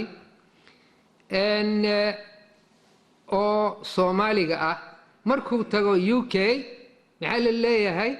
cabdullaahigii ayaa wuxuu noqonayaa magaca qoyska maxamed cali magacii wuxuu noqonayaa Itaaliya markaa tagtid cali cabdullaahi kii aabbihii iyo awowgii ayaa wuxuu noqonayaa magaca qoyska noqonaya haddii Swiiska iyo waxaan u maleynaa Sweden haddaan khaldaneen magaca kii labaad ayaa waxaa idin noqonaya sarneem marka cali maxamed cabdullaahi aabbihii ayaa wiilkii noqonaya magacaan sidaan ah marka oo basaboor ama dibloom noogu qoran haddaan la tagno Soomaaliya ama dal carbeed aad la tagtid oo adiga iyo wiilkaagii isku magacaan noqotaan haddii aniga la yidhaahdo cabdalla mansuur ingiriisaan jooga ama Sweden wiilkayga la yidhaahdo abshir mansuur inaan walaalana iyo in kale lama kala garanaya iyo jahawareer haddii Soomaaliya aan tagana aan leeyahay aniga cabdalla cumar mansuur aa la yidhaahdo cabdalla waa aniga laakiin cabdalla haddaan gadaal aan mari cumar mansuur cabdalla la yidhaahdo awow waan noqday dokumentigii Soomaali lagu sameeyey iyo kuwii bannaanka isma keenayaan waxaa imaanaya jahawareer ayaa imaanaya marka waa fawda waa nidaam xumo haddaba xalka wuxuu ila eg yahay maartay labadan magacyadan isu eg lagu wareer iyo sarneemyadan ama magaca qoyska oo maartay iyaga naloo sameeyay xataa isku nidaam aanan ahayn guud mar ahaan waxaan rabay inaan fiirino sababaha dadka kale ay u yeesheen magacyada magac qoys ay u yeesheen iyo taariikhdooda haddaan guud maro dadku ugu horeeyay raadkooda lahay waa Shiinaha 2852 maartay miilaadiyada ka hor waa 4000 iyo wax la jira waa ayaa Shiinaha nin boqor ah oo waqtigaas jiray nidaamkiisii oo rabeen inay sameeyaan tirakoob ummadoodii waa lagu wareeray magacyadii isu eg waxay hindiseen in xataa dadka shacbiga la siiya maxaan ku yiraahdaa magac qoys la siiya awal boqorada kaliya ayaa lahaa magac qoys xataa Giriiga iyo Roomaanka iyo Jabaanka boqortooyooyinkoodii magac qoys ay lahaayeen laakiin shacbi ma lahayn Yurub waxay bilaabeen qarnigii dhexe 11aad iyo 12aad ayaa qulqulkii waxa batay dadkii miyiga inay ka soo maartay hayaamaan oo magaalada soo qulqulaan oo la raba in la diiwaan geliyo dadkiina waa tarmeen tiradoodii markaas danta waxa danku ku kaliftay in qof walba la siiyo magac qoys la siiyo oo kaasoo naanis ha ahaado ama deegaanku ka yimid ha ahaado magac qoys la siiyo ayaa ku kaliftay maxaan ku yiraahdaa xilligan casriga ah ama Yurub aan ka soo qaadna qarnigii 16aad ayaa Yurub ku badnaa badankooda magac qoys yeesheen Netherland oo maartay qarni ka hor ay samaystay 1812 ayaa ay samaysteen waxa la yiraahdo Japan boqortooyada ma shacbiga waxay u sameeyeen 1870 Thailand 1920 Turkish waxay samaysatay 1934 hada Turku waqtigiisa Afghanistan oo darad dhow markii dagaalkooda u dhamaaday 10 sano oo hadda laga jooga ayagana markii tirakoob ay sameeyeen waxa danta ku kaliftay inay sameystaan magac qoys ay sameystaan oo laga tagaa magacyadan oo qadiimiga ah marka qaababka oo magac qoysyada loo sameeyay waxa cajiib aan la yaabay marka aan baaray ummadaha adduunka oo daafaha dunida kala degan oo afafkooda kala duwan oo dhaqankooda kala duwan haddana 4 nooc oo maaragtay magac qoys ayay maaragtay ay wada sameeyeen sida ay is ogaayeen oo kale midka koowaad deegaanka uu qofku ka soo jeedo ayaa la siiyaa sida bush oo kale waa baadiye hill waa buur waa maaragtay qof ka soo jeeda yamamoto Japan waxaa lagu jeedaa buur gunteed Bukhari oo caanka ahaa waa magaalada uu ka yimid ayaa maaragtay Bukhari magaalada Bukhar la yiraahdo Kabul hindi waxa magacaas uu yahay magac rugeed ab Jang Shiina ayagana webi Jang la yiraahdo ayaa umada siiyay Moskva mawisa loo akhrinayo reer Moscow وهذا غير مقدسو مقعاق وحا صرنا مكون نقضي أو كلا قيبت اللابحات حرفت قفك حرفت ديسي أيا ما عرفت نقضي صرنا سيدا محام كويرا هذا سميث أو كلا واتمال النجار عربية أو فليامة أما جيت غورة إيا وحقو عربي وأكب وحقولك استعلي تنسد حاد صفات قفك waxaad arkaysaa nin magac qoys short ama brown waxa waa sifadiisu waa midabkiisa iyo gaabnidiisa Tolstoy oo ninkii caanka ahaa naanistiisi waxa lagu jeedaa buurane al-ahmar qabiil Yemen maartay ayaa waxa loo yaqaan al-ahmar guduudan oo tiri oo kale Dogan Erdogan Turkishka waa galeyr gaawo Shiina waxa waaye waa dheer nin dheer marka sifada qofka waa كلا فراد وحواي وإسرك قفك إسر كيسي إن مارتي وجو قديم سن ولبن نوعه مد وحو نقول كرا باشا قبيل كسو جد مثلا وحجرة آل النهيان نكي بقر كي سلطان كي إمارات آل النهيان ورير نهيان إن أيرش كوحي قبان أوبريان سيدا لو دواغا في عن ماقاني وحي أدقانتا رير بريان مقع قبيل واي كوهن يهود مركا إليهن وقبيل مركا كوهن الارتيدو قبيل كاس وانغ شينا وقبيل إيو كاس أوغلو وإساقنا مقع قبيل واي أو تركش كا مقع يدا أبكيسي لوغو أبتريا أيضاً عربت يهود وحي استعمالاً ابن خلدون بن لادن بن غوريان ابن أما بن أي استعمالاً مركا واحا وايا وأبكو أبي سميها ومتكمد أبترسيجيسي أي ابن خلدون مركي لله وحان أركي وأبكيسي شناد لحات ما أبيسي خلدون reer galbeedkana waa la yaab aan la yaabay waxa way noocaas oo kale qabaan Powell ninka la yiraahdo wuxuu ka yimid ab Howell ab marka waxa way waa ina ibnihi oo kale waa ibn Howell oo kale waa la isku dajiyay marka Powell uu noqday Mac Nile sidii McDonald lilay Mac wax kale ma aha waxa way ibn ama ina Nile John Firs جيرالد كينيدي ومدحوينه وحا أها مريكان فيردس وحا كيمد أصل كيسي لاتين وفيليوس وإنا جيرالد أو كالا جيرالد بل في هنغاريان فيداس وإنا إيفانوف روشكا وحاواي نوف أوفتاس ويلسون مركا اللي هي ويليام سان أوف ويليام إيو جونسون إيو وحا لسوكو بكرما عرفت مقع ابن تيمية هدي أنفيرنا ابن تيمية اللي هدي أنفيرنا أصل كيسي وحو كيمد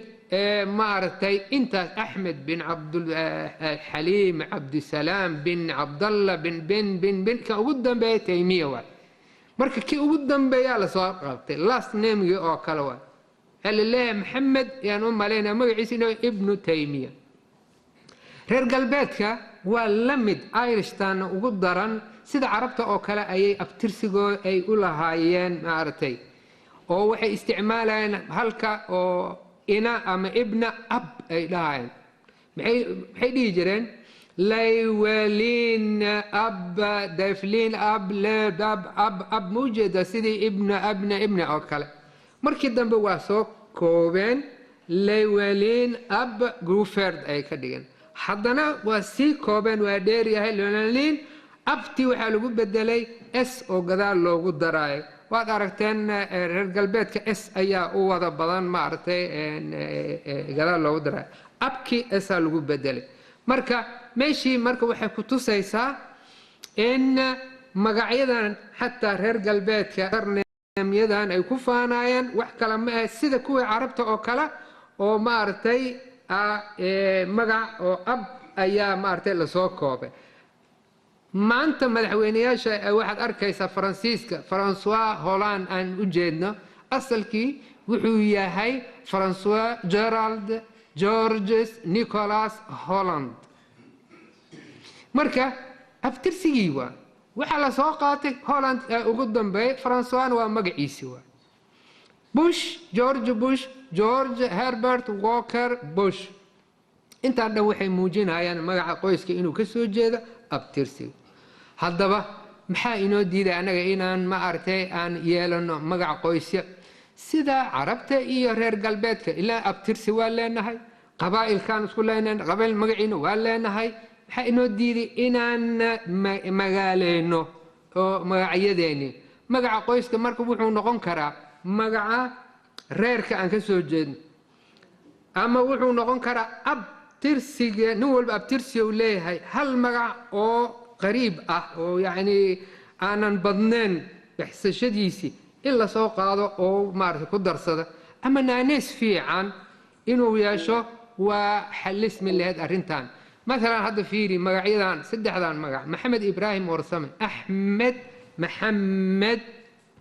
أحمد محمد محمود يا واي محمود عبد الله عيسى يا واي ما كسكرنا وبذي محمد عبد الله عيسى وابوحة لكن هدي كان هراء أنكر هذا محمد إبراهيم ورسمي هدراوي نعم الميريان وفهم هاي أحمد محمود سيلايو أداني هذا ولا فهم هاي محمد عبد الله عيسى سانقب وعلى فهمه marka aragnaaneestaas hadii la wanaajiyo yani waxa dadka waa ka soocaysa si fudud ayaa maartay lagu tilmaansanaya ilmaha xataa aad siin kartaa marka si oo wiilka iyo adiga isku maartay mid aanun u noqonin waa in saddex magac aan yeelanaa magacaagi magaca aabaha iyo kan qoyska marka ani tolo ahaan waxaan soo jeeday inta ka horna waa idin sheegay xalee faaduma مثلا aadan xanaftire abtirsan ka soo bixi xanaftire dirwaay ali xuseen makan ahmed maxamed ciida gale maxamed aadan celi jaamac faarax talareer xasan eedan geeda fade suufi aweys gudmane ma haddaba qabiil waa sheegnaaye waan isku leenahay hadii la sheego maxaa noo diiday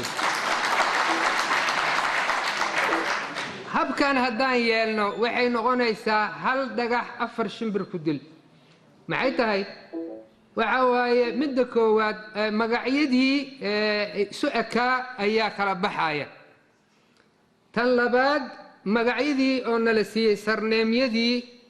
ayaa maartay waxay noqonayaan meesha ka baxaya tan kale marka saddexaad waxay tahay naanisyadii xumaa ayaa meesha ka baxaya inta lagu dhihi laaf qalooc iyo waxaas naanisto fiican samayso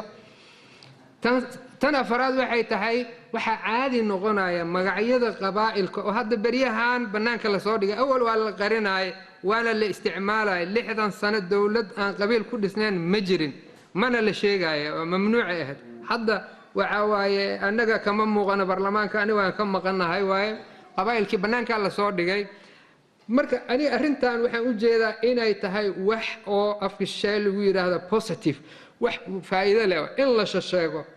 waa laga xiisabeeli doonaa goordhowaad arki doontaan maartay sheegida qarqariska waxa la qariya ayaa maartay sida carabta ay tiraa wixii la qariya ayaa maartay kullu mamnuuc marghuub wixii la reebaba ayaa aad loo jecel yahay marka hadii qabiilkan la sheego wuxuu noqonayaa qabiilkii wax caadi uu noqonayaa sida quraanka uu sheegayana wuxuu noqonayaa waxaan isku aqoonsano li taarafu li taqatalu maaha waa inaan isku aqoonsano sida quraanku sheegay in qabiilkii saas yeelo marka waa ku dheeraaday raali hada in wixii su'aalaha ani luqadda ama afka xooga ma saarin maadaama shirkii hore aan xooga saaray xagga afka laakiin wixii su'aalaha oo ku saabsan af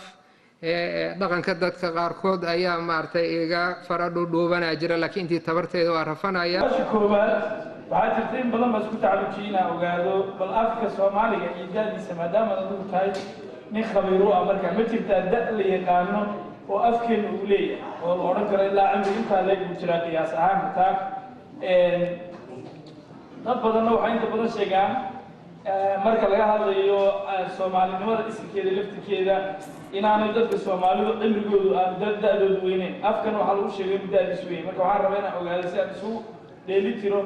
afka soomaaliga da'diisa ilaa afka hadduu jiro dadku intaasay jireen su-aasheeda labaad waxay tahay qoraalka afkeena waxaa la qoray sidaynu wada ognahay 1972 iyadoo la hirgeliyey markaas laakiin qoraallo fara badan siduu waxaashe uu sheegay maanta ay jireen waxaa kaloo ay jiraan aqoonyahanno badan oo soomaaliyeed ay qabaan inaynu leenahay fir wadaag iyo isir nimanka la yidhahdo faraacinta oo ah farta adduunka ugu horreysay ee la qoray marka haddaynu isku afnahay miyaa la odhan karaa afka soomaaliga waxaa la qoray 72 waa haddii aynu fir wadaagno faraacintii waa mahadsantahay da'da af soomaaliga aad iyo aad buu maaragtay u facweyn yahay ma la dhihi karaa sanadkaasuu bilaabmay cid dhihi karta male afka si aad ka warqabtaan waa isbedela ma aha sida wax meel taagan afku ani waxaan ku misaalaa ama qolada linguistiga ay ku tusaaleeyaan geed markuu baxayo xilli roobaad markii la gaaro caleemo cusub ay usoo baxaan hoosna caleemaha maaragtay oo qoraxda aanu ku dhacaynin oo waxaa la yidhahda photosyntheskii ay gabeen waa dhacayaan ilaan waxaa waay qoraxdii aanu ku dhacaynin intay ay noqdaan maxaa rata hurdii ay noqdaan ay dhacaan kuwa cusubaa soo baxay haddana xilliga kale kuwa kala soo baxay kuwa gabooban waa dhacaya afkuna waa tabtaas sidaa daraaddeed afka mar walba waxaa isbeddel ku ridaayo waxa cusub oo uu dhaqankiiyaa isbeddelaayo meelo badan ayaan ku sheegay mithaal haddii raagu ugaase oo qarni iyo bar kahor uu noolaa maanta uu maaragtay halkan yimaado afka aan ku hadlaya hadduu maqlo wuxuu leeyahay af soomaaligan muxuu yahay aan leeyahay maaragtay telefishon iyo maxaan ku yidhaahdaa miis iyo nal waxyaabahan oo marka afkan ku larmay waa isbedelay booskoodina waxaa lumay ereyo oo miyiga lagu isticmaalay ayaa dhumaya sida muraado kii aan hadayo aan sheegayo oo kale ma laha wax oo laysu qalaayo nin dembi gale ereygaas maca dhaqankiisina waa dhumaya marka waxaan lumaya waxna ku soo darmaya ayaa afkii isbedel u keenaya marka taas ayaa maaragtay keenaysa inaan la ogaan karin marka af soomaali goorma af soomaali la yiri lama hayo ereyga soomaali marka ugu horeysa waa 1400 iyo dhowr sano ayaa qoraal meel lagu arkay soomaali ka hor lama hayo marka mala awaal ayay tahay marka magaca aweedid xataa soomaaligi afkii lagu hadlayo ma haysid goormuu bilaabmay laakiin markii la sameeyey cilmigan isbarbardhigga cilmi afeedka markii la sameeyey in soomaaligu uu qadiim yahay ilaa 3000 sano maaragtay niman soomaalidu waa wax dad soo hayaamay oo ka yimid meelo kala duwan ka yimid ayaa lagu qiyaasaa kala baxoodii soomaalina ma ahayn markii oromada iyo randiille iyo qolooyin badan ay isku jireen hal afay ahaayeen marka gooni markay u baxeen ayaa hal qoys uu noqday soomaaligii oo gooni u baxay sidiisu marka u gogo'ay oo maaragtay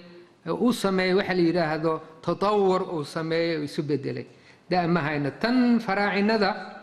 aad sheegaysay af soomaaliga iyo afka faraacinada anagu linguista ahaan yacni af soomaali ma aha laakiin dad oo maaragtay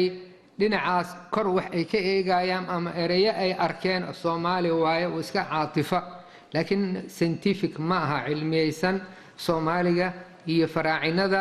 waxay kala yihiin laba bax waxaa la yidhahdaa afafka kushitig ayuu soomaaliga ka mid yahay faraacinadana afafka waxaa la yidhahdaa faraacinadii hore oo sida afafka berbera afafka omotic afafka jadig kuwaanoo dhan waxaa laysku yidhaahdaa afafka xamito semitic xam semiticna waa gaar marka waa bah oo asla dhalatay ayaa maaragtay afka masaarida hore iyo af soomaaliga waa bah wadaag laakiin hal bah ma wada aha marka sidaa daraaddeed ma oran karno markii la qoray faraacinada af soomaaliga la qoray af soomaali kuma hadlayn taas caatifo waaye dadkay leeyihin fircoon soomaali waa firkii coon waaye tan waa iska maaragtay waxaa la yidhaahdaa folk etymology marka oo liska qiyaastay waaye carabtaba waxay tiraa farracown waxaas labadaasba been waaye waa qaabka lama fiiriyo ee waxaa la fiiriyaa wax kalaa jira oo baxso ah oo loo faxso oo loo baaro su-aasheedu waxaa weeye soomaalidu waxaan ay tirinayso ee afrika ilaa inteebuu run ka noqon karaa waa maasantahay miyay jirtaa eragxil loo sameeyey waxyaabaha nadiifta ay nagu cusub yihiin lagu shaqeeyo qalabka lagu shaqeeyo hadday jiraanna qaabusyo loogu hagaagaayo oo laga isticmaali karaa qabyaaladan doonayna ka hadla brofesoorada dadka waxbara ee soomaalida aqoonta heerka ka gaadhay waxaa jira kuwo fara badan oo marka dhibaydada ay samaynayaan aada fiirsato aada mooday inay u xaqlinayaan qabiil ama deegaan qaarkoodna waxaaba dhacday in lagu duudsiyo qabiilka laftigiisa oo ay maqaamkii doonayeen inay gaadhaan ay gaari waayaan oo ay dib ugu soo laabteen deegaanaday ka yimaadeen iyo qabiiladay ahaayeen oo qofkii markaa halkaas uu dhidibada ku aastay inuu marka dambe qabiil difaaco qaarkood waxaa hor yimaado kumanaan kun oo caddaana oo ardaydooda ah marka haddii uga jiro qof soomaaliya oo aqoonta ka gaadhay inuu dayaxkamceedka iyo marka uu dhulka soomaalida yimaado wuxuu noqonayaa qabiil amaba waa kuma ayaa la odhanaya waxaana lagu duudsiyaya haddii la doono qabiilkuu yahay dadkii aqoon-yahaniinta markii sidaa ay u dhaqmayaan soomaalida waxaa ku maahmaahdaa awrka dambe awrka horu socodkiisa leeyahay amaba ma garanaysaaye geela arankiisu durduriyey maxaad u malayn kiisa waaweyn su-aasha labaad u doonayo inaan ku weydiiyo iyaduna qabyaalada ku saabsan ayaa waxay tahay in xitaa dadka ay waxu yaro dhiman yihiin qaarkood ay waalan yihiin ayna marka qaarkood ay fahmi karaan inay ku badbaadayaan tusaale ahaan muse jaamaca hargeysa iyadoo lagu jiro salaad jimca waxaa dhacday inuu nin yaro waalan uu sanifo nin ka horreeyey kadibna uu gud meesha yaalay odayaashu ay wateen intuu qaatay uu ku garaaco kadibna uu dakray wadaadkiina uu yidhi ninku waa shaydaan de hala qabto kadibna ninkii markii lagu soo dhaqaaqay ee laysla qabtoo dee dila waxaa dhacday inuu yidhaahdo tuleeyaa ree hebelay oo dabeetana la yidhi ka joogay oo halkii ninkii ku dhigta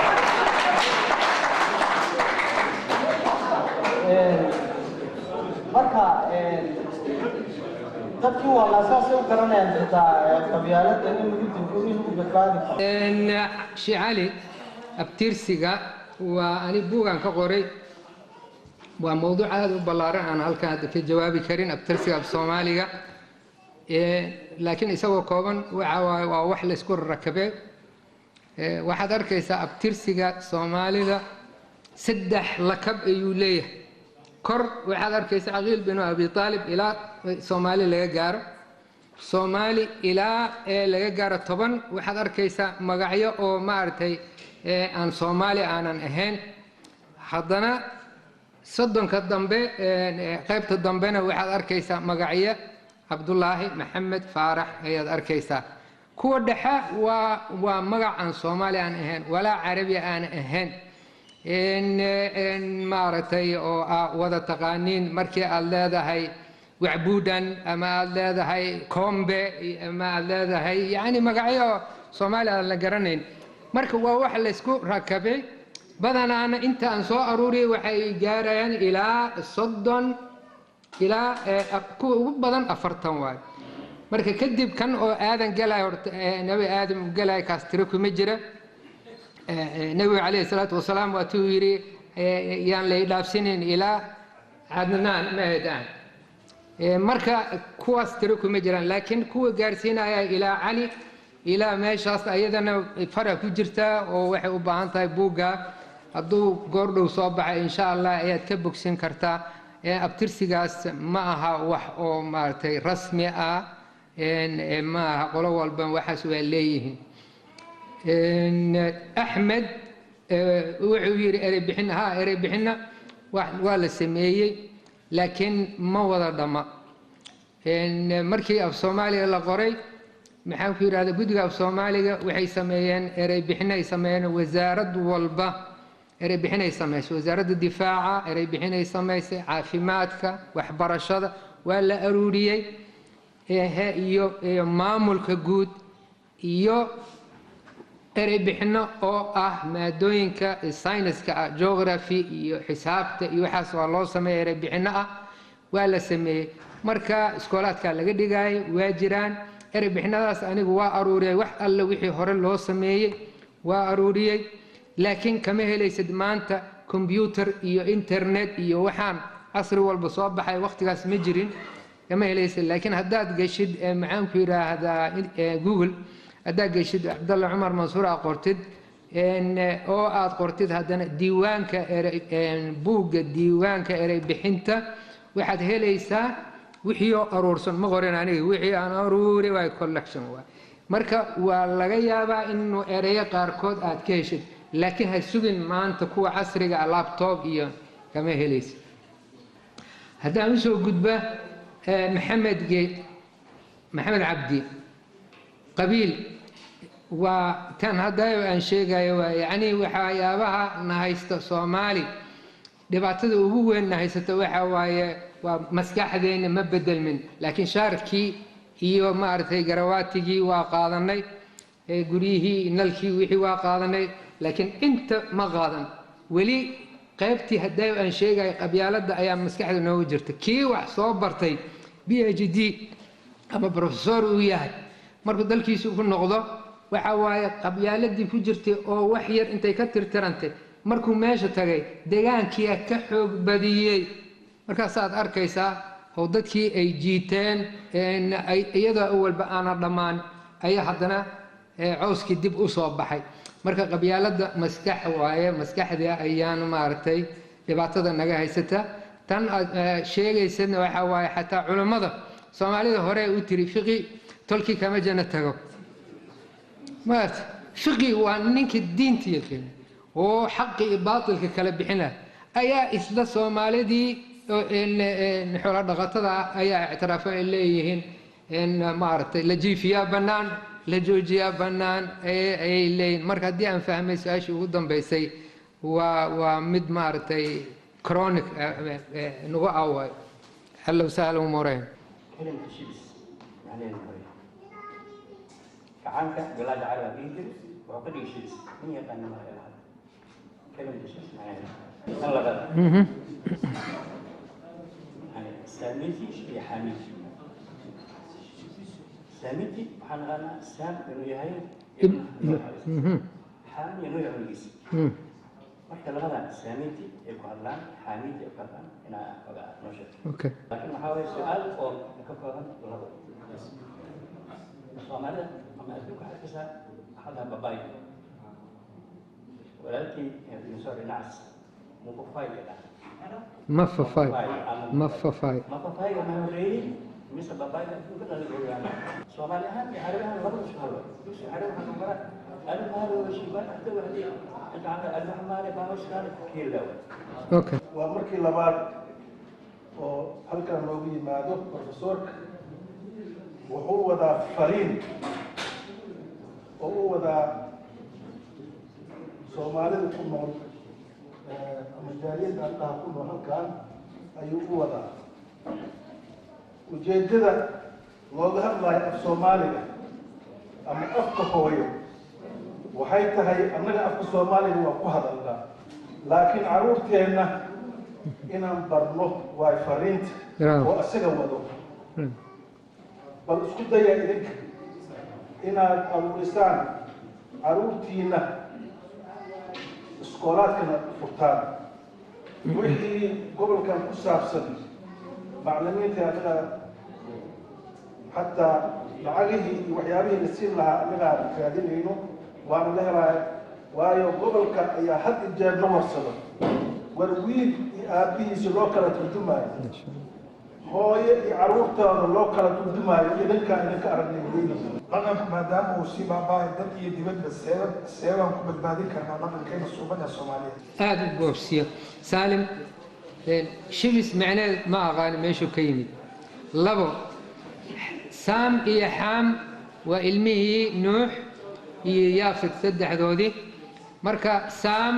waxaa ku hadla ama faraciisii waxaa la yidhaahdaa carabta iyo banu israa'iil oo walaalaha ahaayeen